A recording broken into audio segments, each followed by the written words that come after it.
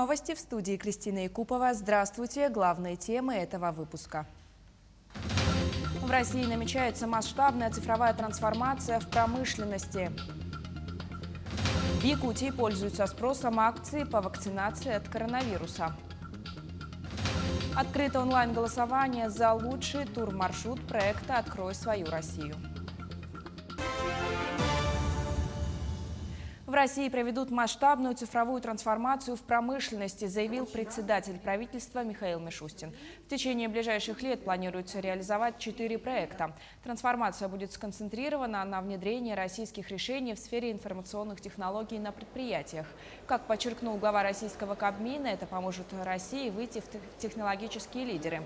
Для этого в 4 раза увеличится финансовая поддержка отечественных проектов в области промышленного программного обеспечения. Это технологии интернет вещей, искусственного интеллекта, робототехники, сенсорики, виртуальной и дополненной реальности. Внедрение цифровых технологий поможет повысить производительность труда, снизить себестоимость товаров и ускорить их вывод на рынок. К концу десятилетия, по прогнозам Мишустина, отечественная промышленность будет выпускать не менее 70% высокотехнологичной продукции. В России появится крупнейший завод по переработке пластика. Он станет крупнейшим в стране. Его мощность составит более 100 тысяч тонн готовой продукции в год. Компания РТ Инвест заявила, что у существующих и планируемых к запуску предприятий в России этот показатель в среднем вдвое меньше. На фабрике из использованной пластиковой тары и упаковки завод будет производить зеленую ПЭТ-гранулу, которая подходит для вторичного использования. Этот материал может пригодиться в самых разных отраслях производства. Полученная продукция не будет уступать по своим качествам первичным. Уже к 2025 году РТ Инвест войдет в топ-10 крупнейших переработчиков полимеров в Европе, утверждает глава РТ Инвеста Андрей Шипелов. По его словам, материалом точно заинтересуются такие компании, как Марс, PepsiCo и Danone, чья продукция, согласно планам, к 2025 году будет наполовину состоять из зеленых ПЭТ-гранул. Перейдем к новостям республики. Официально завершилась навигация этого года. План завоза перевыполнен на 1% и составил 1 миллион 146 тысяч тонн грузов. Из них более 320 тысяч тонн жизнеобеспечивающих грузов доставили в арктические районы. Отмечается, что в текущем году план удалось выполнить, несмотря на трудности, возникшие в результате лесных пожаров и низких уровней воды на реках Амга, Вилю, Ялдан, Яна и Колыма. В настоящее время готовится к зимним перевозкам автомобильным транспортом. Ежегодно по зимникам перевозят порядка 700 тысяч тонн. Нерабочие дни завершились в Якутии. Все организации начали работать в штатном режиме, придерживаясь всех ограничений, в том числе связанных с введением QR-кодов. По порядку и подробнее разбиралась Марферина Алексеева. Несмотря на то, что нерабочие выходные, связанные с эпидемиологической ситуацией в стране, не продлены, и с сегодняшнего дня все торговые объекты, объекты культурные, развлекательные, общественное питание работают в штатном режиме, вход только строго по подтверждаемому QR-коду. И пропускная способность, как мы наблюдаем, 2 человека в минуту. Если в конце октября при входе в культурные и спортивные объекты можно было войти только привитым или переболевшим ковидом в последние 6 месяцев, то сейчас можно предъявить активные ПЦР-тесты. Можно сдать анализы на тест ПЦР с отрицательным результатом, соответственно, и который был сданный не ранее 72 часов. И тогда вот с отрицательным ПЦР-анализом человек может попасть на спортивный объект и потренироваться. Самыми многолюдными объектами являются заведения торговли. На пропускном пункте обслуживают по 3 контролирующих сотрудника. Такое столпотворение постоянно. В основном нормально реагируют, но некоторые отрицательно. Ругаются, кричат, требуют книгу жалоб. Таких игнорирующих требования в меньшинстве. В основном горожане и гости осознанно подходят к ситуации и выполняют поставленные требования. Здесь даже важнее, наверное, не себя беречь только, а важнее беречь родных. Потому что не должны думать только о себе родных, то есть себе самого. То есть, конечно, и за себе хорошо. А вот пожилых наших братьев и сестер, чтобы подумать о их здоровье. У меня QR-код, я прививку сделал, у меня все хорошие анализы. Незначительное нововведение также коснулось объектов общественного питания. С сегодняшнего дня таковые работают до 23 часов. Одними из немногих заведений, работавших во время нерабочих выходных, стали объекты культуры. Во время выходных в культурных объектах прошла акция «Ночь вакцинации». Акция выявила повышенный спрос среди горожан. По итогам вакцинацию прошли более 1000 граждан. Акцию продлят теперь с 9 по 12 ноября. Снова можно привиться всем желающим. Поликлиника обратилась дальше, говорит: ребята, вот у нас подход-то подошел, давайте найдем возможность для того, чтобы и в рабочие дни находить время после работы, чтобы вот наши учреждения, которые находятся в центре города Якутска, особое значение это на присутствие парковки, присутствие локации, что он в центре города находится, пойти навстречу. Да, мы идем навстречу, работаем дальше. Что касается городского парка и открытых стадионов, любителей активного спорта ограничения не коснулось. Стадионы, допустим, Туймада открыты как раз для любителей бега, оздоровительного бега и скандинавской ходьбы. Они могут посетить и спокойно, без предъявления сертификата, QR-кода могут спокойно ходить. Общеобразовательные учреждения, школы и детские сады Якутска начали работать в очном режиме. В районах, где наблюдается сложная эпидемиологическая ситуация, решения принимают на местах самостоятельно. Марферина Алексеева, Семен Семенов, Якутск. По просьбам жителей Якутска акцию «Ночь вакцинации» повторят. Как рассказал министр культуры и духовного развития Якутии Юрий Куприянов, в выходные и праздничные дни Министерство культуры республики совместно с Министерством здравоохранения, поликлиниками номер 1 и 3 организовало акцию «Ночь вакцинации» в Русском театре имени Пушкина и Государственном цирке. Ночь вакцинации посетили более 750 человек. Дополнительный пункт вакцинации поликлиники номер 1 будет работать в здании Государственного цирка для всех жителей Якутска, желающих привиться от COVID-19 или пройти ревакцинацию. Чтобы сделать прививку от COVID-19, при себе необходимо иметь паспорт, полис ОМС и СНИЛС. Жителям Нерюнгринского района, получившим вакцину против коронавируса с 1 по 22 ноября, выдадут абонемент на бесплатный проезд на автобусе.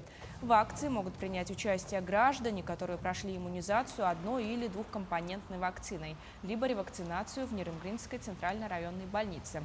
Они получат абонемент на бесплатный проезд по пригородным и междугородним маршрутам, один на выбор.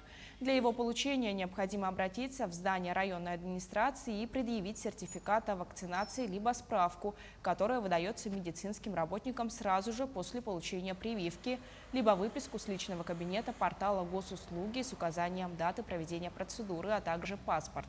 Абонемент будет действителен до конца этого года при предъявлении паспорта.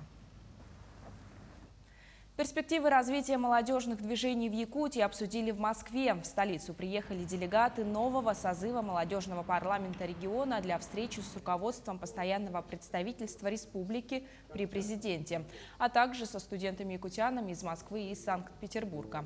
В трехстороннем формате были обозначены главные направления для сотрудничества. Это совместные образовательные и патриотические мероприятия, подготовка к грантовым конкурсам, профориентационная работа со школьниками. Также в ходе встречи была озвучена одна из приоритетных задач нашей совместной работы с представительством. Это, конечно, совместная работа по имиджевой политике Якутии в Москве, и организация стажировок членов молодежного правительства, а также молодежных администраций, которые сейчас активно начинают свою работу в наших районах республики, в органах федеральной исполнительной власти здесь, в Москве. Нерюнгринские школьники порадовали заболевшего учителя, сняв видеоролик со словами поддержки. Когда коварная болезнь коснулась педагога начальных классов, родители вместе с детьми не смогли остаться равнодушными и подготовили ободряющее видео.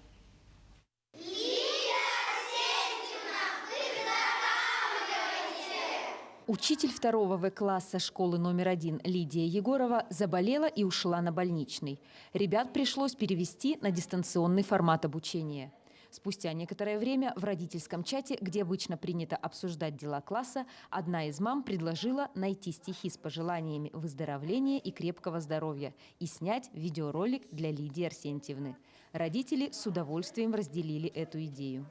Когда мы узнали, что наша учительница заболела, мы стали за нее волноваться, переживать. Позвонила родительница и предложила снять ролик. Родители отнеслись очень положительно, потому что у нас очень дружный класс. Они прям в восторге были, что мы решили сделать этот ролик. Результат очень хороший, мы все прослезились, Лидия Арсентьевна очень довольна. Она после этого ролика сразу пошла на поправку, и мы ждем, когда ее очень скоро выпишут. Быстро подобрали подходящий материал, раздали стихи ребятам, каждый дома снял своего ребенка, и откликнулась мама, которая помогла смонтировать ролик. Трогательное видео было готово. Дети искренне с удовольствием читали строки, казалось бы, незатейливых стихов, но именно они вызвали самые теплые переживания в душе любимого педагога. Дорогие мои ребята, мои друзья, спасибо, что поддержали меня в трудное время. Для меня это было бесценно, ваше внимание и ваше соучастие. Когда силы как будто на исходе, когда порой не знаешь, как справиться с ситуацией, именно ваша поддержка и участие сыграли огромную роль. От всего сердца благодарю вас, своих любимых учеников, родителей, за то, что не прошли мимо, нашли нужные слова, проявили внимание. Спасибо, что вы есть в моей жизни. Как показала практика, дистанционная форма обучения создает сложности как для детей, их родителей, так и для педагогов. Но нерюнгринские второклассники своим примером доказывают, что это не повод опускать руки, стоит лишь проявить фантазию. Ирина Кичигина, Вадим Барашков, Нерюнгри. Народное голосование за авторские туристические маршруты, которые представили финалисты всероссийского проекта «Открой свою Россию», стартовало 8 ноября. Голосование проходит на сайте загоризонт.ми и завершится 14 ноября.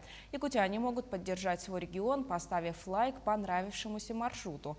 Голосовать можно за любое количество маршрутов, но за каждый из них только один раз. Всероссийский проект «Открой свою Россию» – это конкурс по выбору лучших концептуальных туристических маршрутов и акселерационная программа для междисциплинарных региональных команд под лидерством продюсеров впечатлений. Проект проводится в рамках реализации стратегии развития туризма в Российской Федерации. Кратковременное потепление ожидается в столице республики сегодня и завтра. Такой прогноз дают синоптики Якутского гидрометцентра.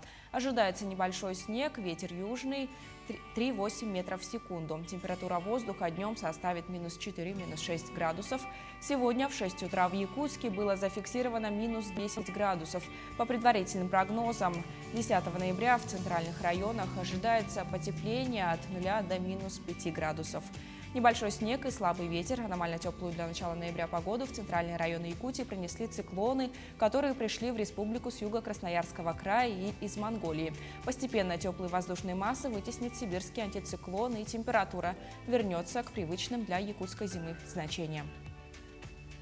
На этом у меня вся информация. Оставайтесь с нами.